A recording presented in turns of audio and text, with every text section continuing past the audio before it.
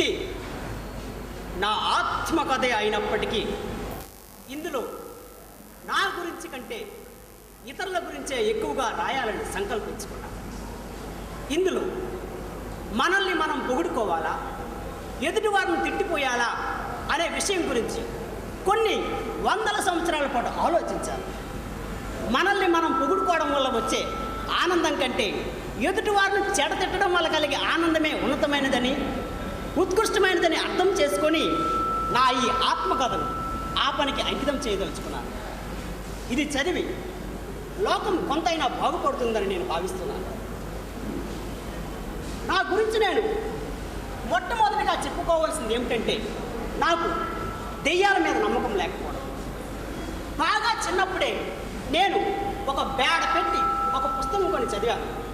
అది చదివిన వెంటనే నాకు దెయ్యాలు లేవనే విషయం తెలిసిపోయింది. అప్పటి నుంచి ఇప్పటి వరకు నేను నా జీవితంలో దెయ్యాలు లేవనే విషయం మీద దెయ్యాలతో వాదించడంతోనే గడిచిపోయింది. నేను సత్యం, నేను తప్ప మిగిలిందంతా మిథ్య అనే సత్యం నాకు చాలా కాలం వరకు తెలియలేదు, కానీ తెలిసి చాలా కాలం అయిపోయింది. ఎప్పుడైతే నేను తప్ప వేరేది లేదని నాకు స్పష్టంగా తెలిసిపోయిందో ఆనాడే నా చిన్ననాటి పుస్తకంలో చదివిన విషయాలు ఎంత గొప్పవో నేను పోల్చుకున్నాను. దెయ్యాలు లేవని కొన్ని లక్షల దెయ్యాలకు చెప్పి చూశాను. బేడ పెట్టుకున్న పుస్తకం చూపించి అందులోని విషయాలు చదివి వినిపించినా అవి వినలేదు, నా మాట నమ్మలేదు. నన్ను వెక్కిరించడానికి ప్రయత్నించాయి, నన్ను వేళాకోళం చేసినంత పని చేశాయి, నన్ను వెలేసినంత పని చేసాయి. కానీ నేను రాజుగారి బిడ్డను కాబట్టి కాలక్రమేణా లౌక్యాన్ని అవలంబించి దెయ్యాలు ఉన్నట్టు వాటి ఉనికిని నేను గుర్తించినట్టు నటించడం మొదలుపెట్టాను. ఎప్పుడైతే నేను ఇలా నటించడం మొదలుపెట్టానో మిగిలిన దెయ్యాలు నన్ను కొంత అభిమానంగా చూసుకున్నాయి. దాంతోపాటు నేను శ్రీ ఆంజనేయ స్వామి వరప్రసాదాన్ని పుట్టిన దెయ్యాన్ని కావడం చేత మరింత గౌరవం లభించింది. అవతల వాడు ఎంతటి వాడైనా సరే నా చాటుగానే నన్ను తిట్టాలు తప్పించి నా ఎదడు దూషించే ధైర్యం ఎవరికీ ఉండేది కాదు. నాకు జ్ఞానం వచ్చేనప్పటికీ, అనగా సుమారు 2.5 లక్షల సంవత్సరాల క్రితం అన్నమాట, మా దెయ్యాల్లో చుత్తు దెయ్యాలు, గుండు దెయ్యాలు అనే 2 రకాలండి. నేను పెరిగి పెద్ద అయిన తర్వాత మరో 3 రకాల దెయ్యాలు ఉన్నట్లు నేనే కనిపెట్టాను. జుత్తు దెయ్యాలు, గుండు దెయ్యాలతో పాటు బుర్ర ఉన్న దెయ్యాలు, బుర్రలేని దెయ్యాలు. మరికొంత కాలానికి మరో 3 రకాల దెయ్యాలు ఉన్నట్లు నేనే వర్గీకరించగలిగాను. జుత్తున్న బుర్రలేని దెయ్యాలు, జుత్తుగానే బుర్రగానే లేని దెయ్యాలు, బుర్ర ఉన్న గుండు దెయ్యాలు.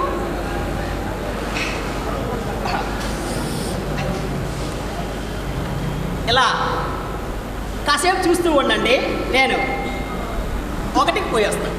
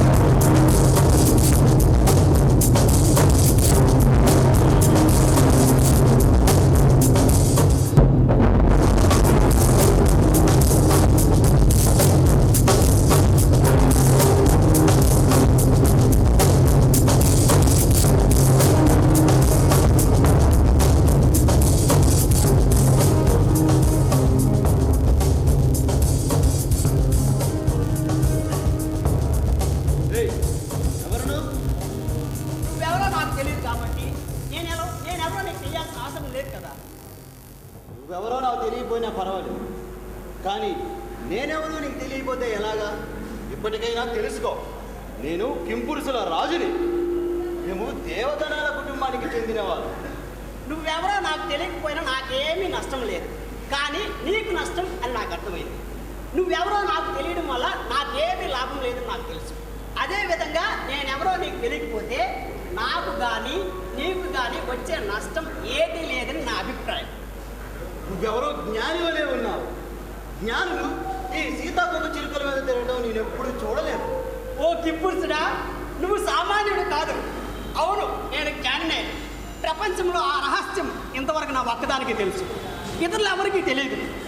ఇంతకాలం నేను ఆ సంగతి బయటికి చెప్పుకోలేక, నాలో నేను దాచుకోలేక ఇంతకాలం మదన పడుతూ వచ్చాను. నువ్వు నన్ను చూడగానే పోల్చుకున్నావు.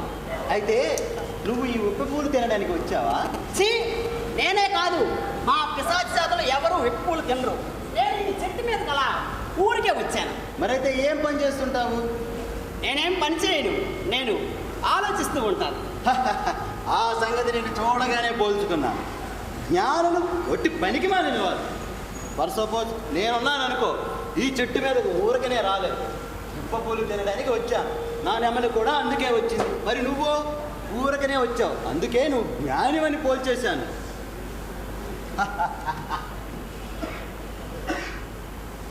ఇదిగో, జ్ఞానులు ఒట్టి పనికి మాలిన వాళ్ళు అవును అని నువ్వు ఒక సిద్ధాంతాన్ని ప్రతిపాదించావు. అవును.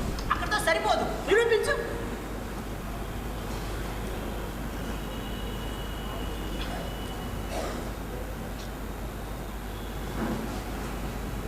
సరే, నీకు ఒక కథ చెప్తాను, వింటావా? కదా, కథలంటే నాకు చాలా ఇష్టం. ఒక్క నిమిషం. చెప్పు.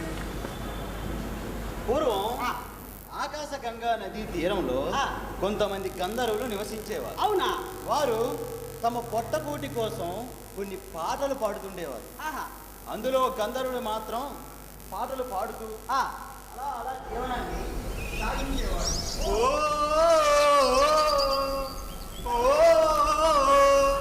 గోదావరి గట్టుంది, గట్టు మీద చెట్టుంది, చెట్టు కొమ్మన పిట్టుంది, పిట్ట మనసులో ఏముంది? చెట్టు లెక్కగలవా, కొనరహరి పుట్ట లెక్కగలవా? చెట్టు లెక్కి ఆ చిటారు కొమ్మల చిగురు కోయగలవా? ఓనరహరి చిరుగురు కోయగలవా? Wonderful, super, mind blowing. నీ పాటకు నా ఒళ్ళు పులకరించిపోయింది. ఇదిగో నా పళ్ళు. నీ పాటకు నా ఒళ్ళు చల్లరించింది. ఇదిగో నా రెండు పళ్ళు కూడా నీకే. అది అభిరాజా, అవన్నీ నీకే. ఆహా, నీకెప్పుడు ఏ అవసరం వచ్చినా మేము ఉన్నామని మర్చిపోక మిత్రమా. ఈ పాటలు పొగడ్తలు నాకు సంతోషాన్ని కలిగించడం లేదు. నాకు ఏదో కావాలి, నాకు ఇంకేదో కావాలి. అది ఏంటి? జ్ఞానం కావాలి. గురుగారు, జ్ఞానం కావాలంటే ఏం చేయాలి? తపస్సు చేయాలి. అదే నా లక్ష్యం.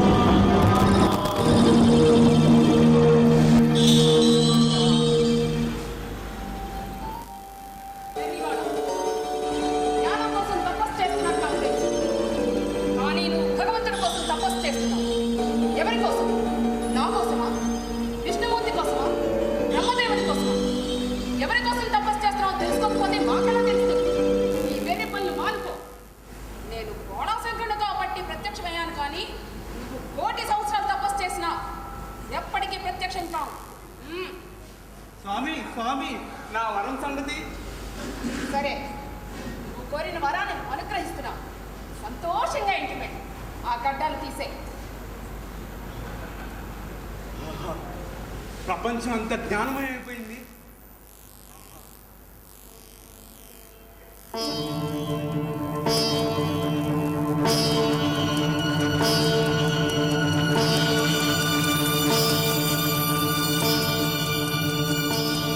అబ్బా, జ్ఞానం అయితే వచ్చింది కానీ ఇప్పుడు ఆకలేస్తుంది. చెట్ల దగ్గరికి వెళ్దాం, మంచి ఫలాలు ఇస్తాయి. మేలుకో జనుడా మేలుకో, ఈ నిద్ర నుంచి మేలు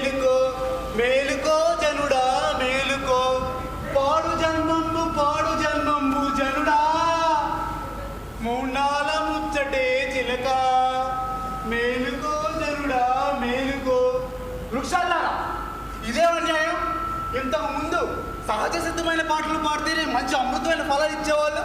ఇప్పుడు ఘోరమైన తపస్సు చేసి అనంతమైన జ్ఞానాన్ని పొంది మంచి పాటలు పాడుతుంటే కనీసం మెచ్చుకోవడం లేదే.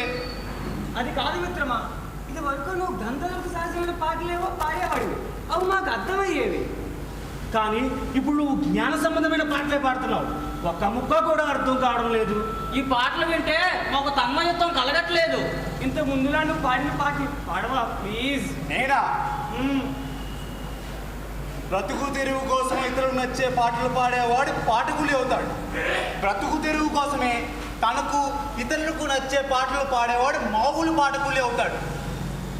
తనకు నచ్చి ఇతరులకు నచ్చకపోయినా వారి హితవు కోరి జ్ఞాన మార్గం వైపు కర్మ మార్గం వైపు నడిపించడానికి పాటలు పాడేవాడు వైదాళికుడు. నేను వైదాళికుడిని.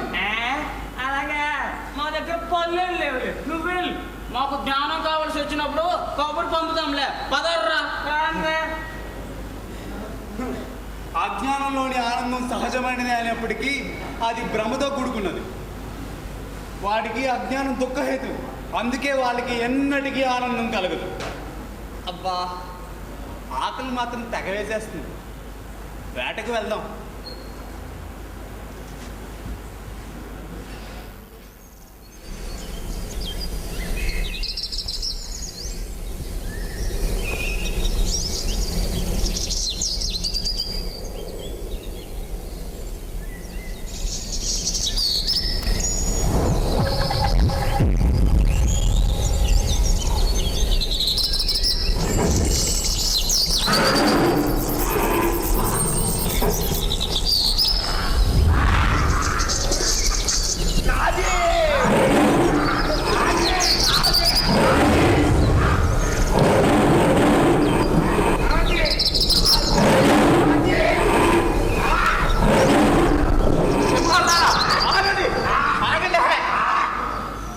ఎందుకు ఇలా మీరు కొట్టుకుంటున్నారు?